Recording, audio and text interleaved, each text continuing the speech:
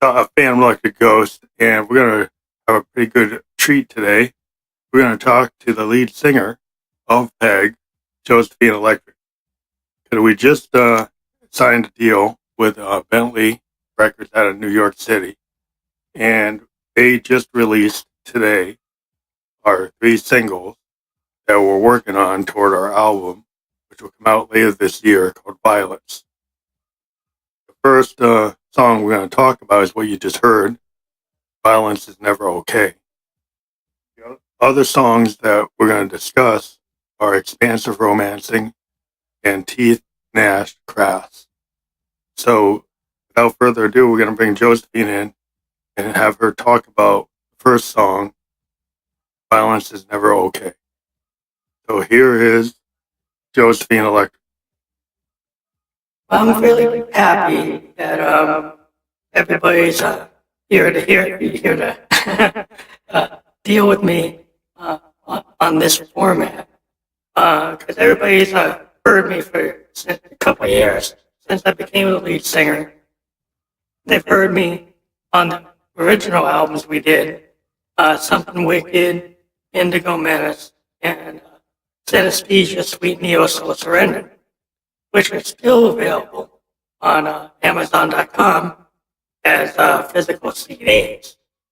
And we did a concert at Davis Square in Somerville, Mass. We did some concerts at some clubs in New York City. And we've been doing Facebook Live concerts for a while. But we've always been working toward getting signed to a label, so we're very excited that we got this deal with Bentley Records out of New York City.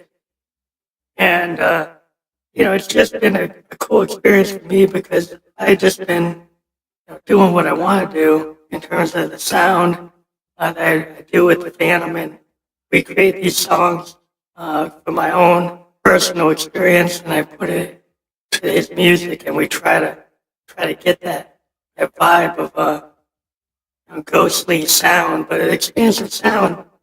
The idea that Phantom would tell you in his podcast is this idea of mixing jazz and mixing new wave, classical, progressive, some elements of hip hop. It's just a big hodgepodge of a lot of things, and it goes into the idea of using analog, digital samples, like all the tools that you can use, but he's kind of really against using digital audio workstations. He likes to use the hardware synths, probably because they're hard, maybe hard to deal with. But like me, I'm kind of hard to deal with. But my sister Stephanie is telling me I shouldn't go there, but I always go there. And then she's a Windover girl, and we had a hit a while back. It was on Canadian radio, the Windover Girls, but we're a little bit beyond that now. So this song, Violence is Never Okay, is this idea, out there, there's a lot of people on the political extremes that like to use violence. Particularly, we're not going to just act like it's on both sides. Everybody knows there's one particular side that seems to be associated with fascist behavior and negative behavior toward minorities and other people. So this idea is like violence is never okay. It's not justified. And we use a funk beat. But what's really interesting is we actually used the Teenage Engineering OPC. And I'll let the Phantom talk about what he did with it.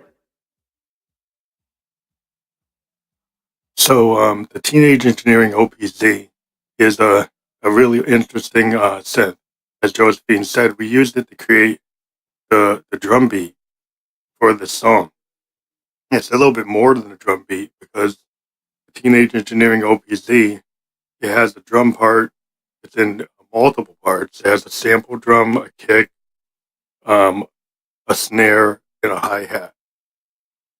And then the sample can be a lot of different things.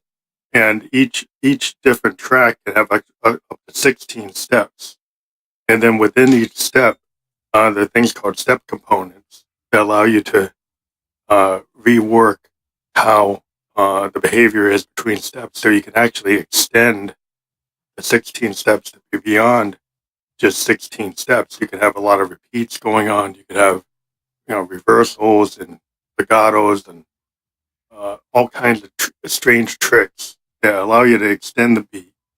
Then we found that if you manually operate it and tape it, you can have a lot of variation. So this song started with the Teenage Engineering OPZ, and then we brought in the analog goodness of like the Moog Mother 32 and the Moog DFAM, the drummer from Another Mother. We tied those together to create the oscillator synth that gives you the kind of power of the bass line. So the bass lines have a kind of, we don't have a mini Moog, but using the DFAM and the Mother 32, we were able to get the kind of mini Moog heaviness. And we used the Make Noise math module, which is a really good utility module in the Eurorack to really put some presence on this. Oh, he's getting a little too heady for me.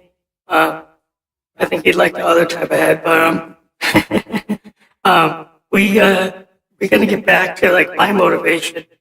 And I just do a stream of consciousness. So I heard the groove, and I went through it like 3 times, and then I just have this sensibility. I kind of pull sound, from with the vibe I feel from whatever I'm hearing, and then I just kind of just work at it. It's kind of hard to describe. A lot of times we don't write our lyrics. We later transcribe them, but we tend to do old school kind of live recording, and the vocals are recorded kind of like off the cuff, and we play around with it. But a lot of times it's like within the first 5 takes that we get the song, and a lot of times, take 1 or 2 is what we go with. So this song was probably kind of, not typical, but I think it's the first take that we actually used. We liked the way, what I was coming up with, and the fan thought it was pretty interesting. So we're just going to play the song again so you can hear maybe just a minute of it. We don't want to piss the label off, but I'll play like a minute so you can get an idea of what we're talking about.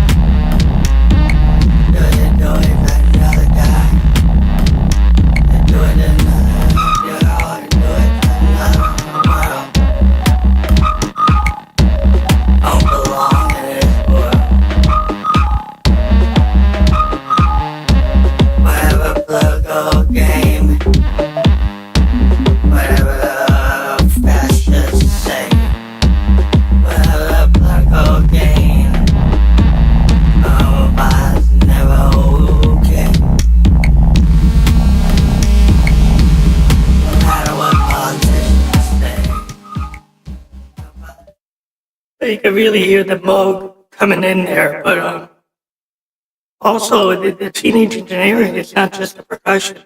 There's our synth lines going on. There's a lead synth line, there's a bass line. So what's strange about this song, we have a teenage engineering bass line and a lead line being done on the OPZ. But then we come in and do the Moog, which we can tell it doesn't have that analog character. It has that analog character. It doesn't have the nature of the digital sound that you get from the OPZ. But when you put them together, it's pretty interesting. We think that that ends up giving us a really nice sound. And because it's taken the best of the digital world and the analog world, you know, because I'm an analog girl, GRRL. So this song doesn't really get into the kind of sexual content I usually get into, and we will talk about that in the other song, that Teeth Nash Crash, which they actually put spelled as crash when it's supposed to be crass. We told them about that, but you know, sometimes that's what happens. You know, we'll have to let it go for now. But yeah, we're gonna get into that song now because that song is really like all OPZ and it's just me. So I came in this idea. Everybody knows I kind of channel dominatrix behavior, and this idea is that, you know, I'm kind of gritting my teeth and I got this gnash, you know, like the lioness that I talked about on some of our synesthesia work. But yeah, this song is me just really saying, I'm crass, you know, I'm at the club, I'm the last one to leave the bar, and you know, I'm the kind of person that you probably don't want to meet in the dark alley on the street, because I might get scared the hell out of you. But we're gonna play a little clip from that song so you can kind of feel what you can get out of the Opie said, and what you can get out of me when I'm really in the mood.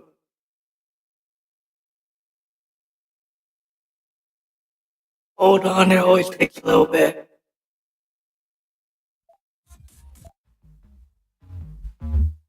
They say I'm crass. They say a teeth gnash.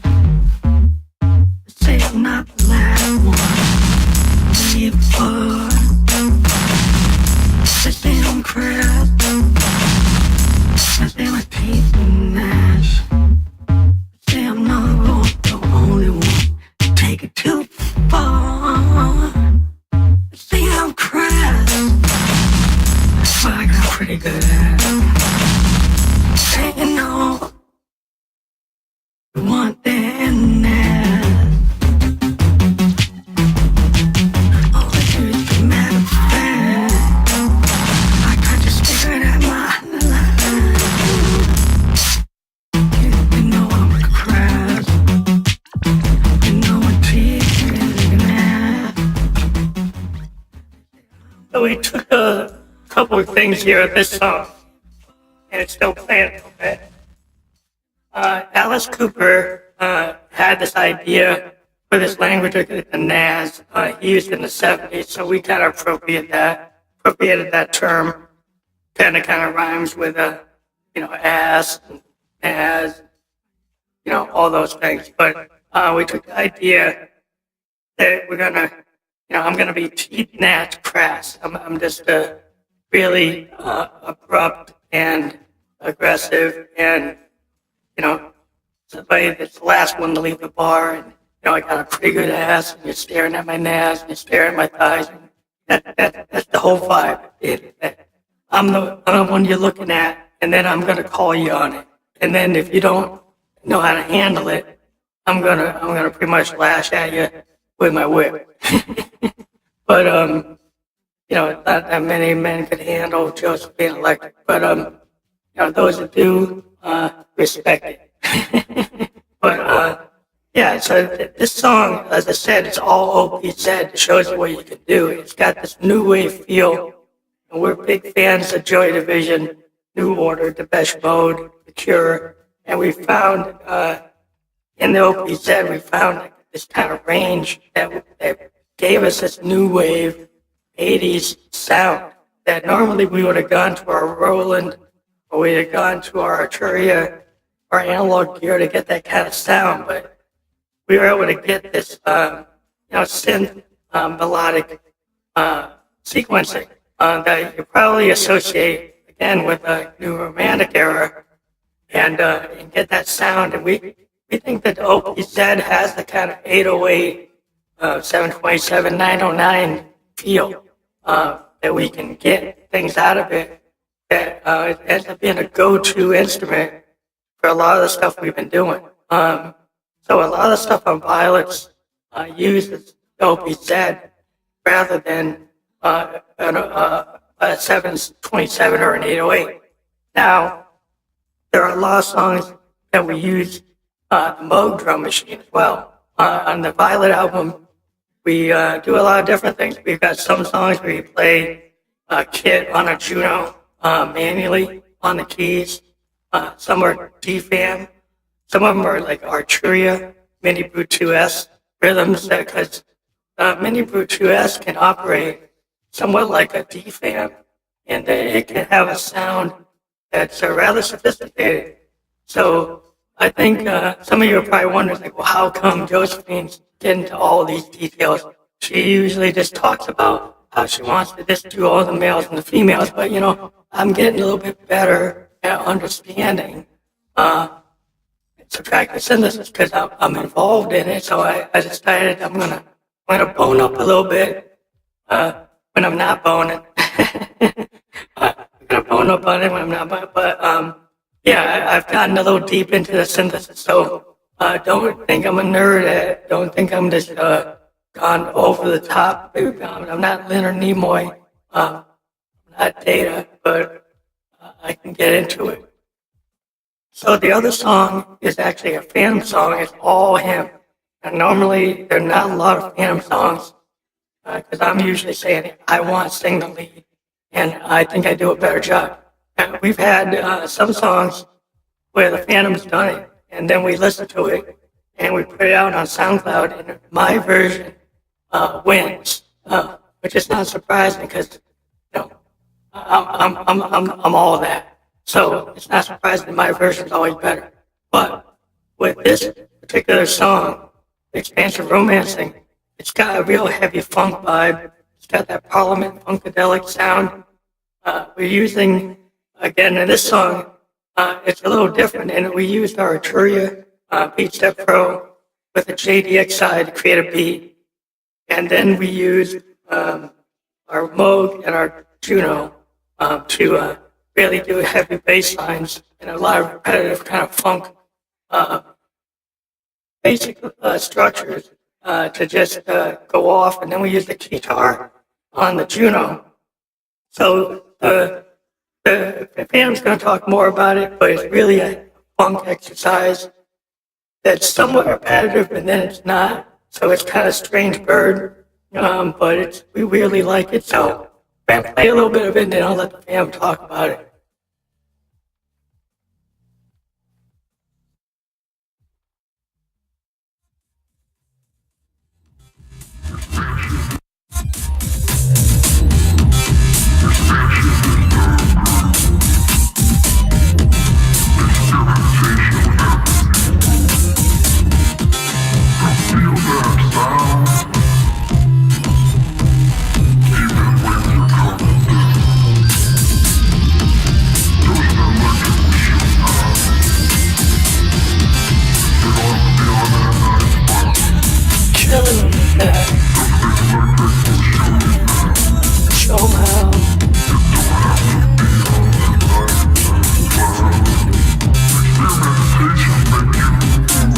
Make a move, fam.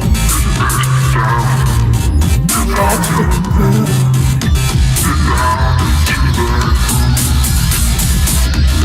Don't have to have blue lips to move.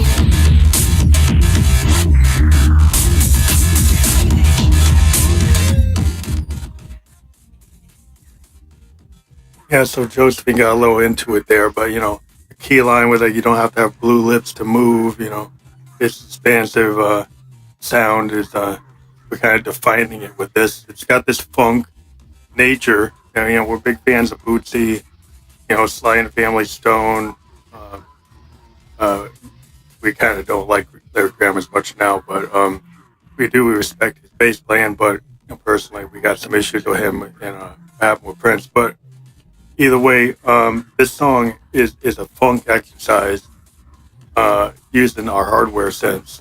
As Josephine said, this one we're using our JDXI, which you're able to do a lot of really cool things with the JDXI when you connect it to another sequencer. And in our case, we connected it to an Arturia BeatStep Pro.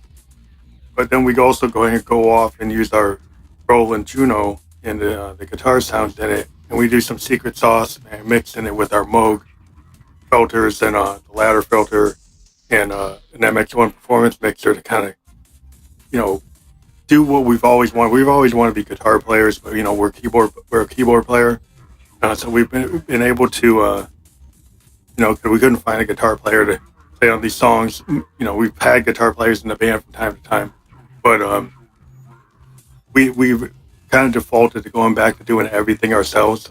So we produce these songs with all of our hardware and software synths, and we found a way with the Roland in particular to create a really nasty kind of guitar sound. It's a really, if you've seen us on Facebook Live, it's a big part of our show is this ability to do these keyboard-based guitar lines, which is a signature of Peg or Phantom Electric Ghost. And so it's a big part of our sound. And so with this, triple triad threat of our new singles on Bentley, this is the song that has like the heaviest guitar so far. We've got some other stuff coming out on the 27th or 24th. I keep on forgetting. But in a couple of weeks, we have some more singles coming out, and all of these are going to end up being on our Violets album. Now, Violets is the Dark Ghost album, which, if you understand the story of Dark Ghost, it's the album that was supposed to come out after To Infinitum. We had a couple false starts. We were supposed to put it out on vinyl. It didn't work out. We're going to put it out through Landar, through all the streaming services, but then we got these contracts with these new labels. So we've kind of put off putting out Dark Ghost and decided the original Dark Ghost is like a 2-3 hour album. It's a double album. It's got songs like Sonic Twin and Dark Ghost, Souls You Never Move Toward. It's got a lot of really good Phantom Electric Ghost songs. But what we've done since we purchased an OPZ and we've got our Euro rack and we've got some cool stuff to make noise, we came up with some new ideas in 2018. A lot of Dark Ghost was written in 2017. So 2018 to 2019, in the last couple months, we've written most of the Violets out. It's been influenced by Teenage Engineering OPZ, plus all of our Eurorack stuff and our Juno. Make Noise makes a big appearance on this. And we're using the Morphogene, we're using the Mass Module, Arturia Mini Brew 2S, Moog DFAM, Moog Mother 32. All the same players that we've always used, but we found new ways to kind of combine it with the OPZ. Gave us a different life, with a lot of these songs. And so we've been very happy with the fact that we finally got signed after like 30 years of doing music. And, Bentley Records gave us an opportunity to do like an unlimited amount of singles, which we're putting out. We're calling them on it, so we're putting out as many singles as we can. And then when we come down to the Violet album, we haven't come to a full track list yet, but we're planning on not going crazy like Dark Ghost, making a 3-hour album. We're trying to edit it down to like at least an hour. Because Ghost, we tend to go that long. We're probably never going to put out like a 20-minute album. It's always going to at least be 60 minutes or something. But we'll bring Josephine back in because I know everybody wants to hear her. Yeah, so I know everybody wants to hear me going for like 60 minutes. I don't know if you could last that long, but I know most of my fans would love to see me going for 60 minutes, but best they could do it maybe 2. But I digress. Yeah, we're very happy with all the stuff we've been working on. There's a lot of new stuff we've been putting down, and we're hoping to do some really cool touring. We've got some interesting news we heard from Reverb Nation. We got curated for a song. It's really strange. Sometimes you write a song and you don't know if it really works. So we put this song up on Reverb Nation, and we actually reworked it, and it's going to come out on Bentley Records. And a version that we reworked, it's a very good song. But the version that the curators was really kind of not finished. It's the original demo. It had some sound issues. It had like volume increased too high in one part. Some of our modular gear kind of runs loud. Euro racks run loud, so we had like some square waves going a little too bonkers. So I always like to get a little bonkers myself, but we don't want that square wave getting out of control. You gotta slap it down, just slap it down, because it's like you have that square wave chattering around. You gotta put it down, But yeah, I digress again. But yeah, we're very excited because this might it's supposed to give us the ability to get on some festivals and get on some tours. And I know everybody be itching to see Josephine and wondering what that's going to be like. We're still trying to figure it out ourselves. But yeah, we got some ideas how we're going to bring you Peg. And Peg's going to do it the way we want to do it. We're going to funk it up.